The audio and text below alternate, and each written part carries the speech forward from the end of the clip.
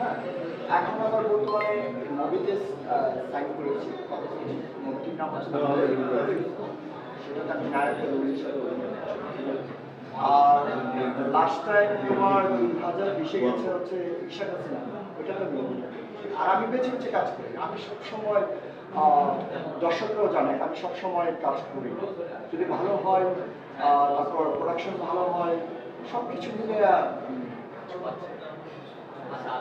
আমি জানি এর আগে আপনি দুটো মুভিতে অভিনয় করেছেন। কি কি মুভিতে অভিনয় করেছেন কিংবা তার সেগুলো অভিনয় করে আপনার প্রতিক্রিয়াটা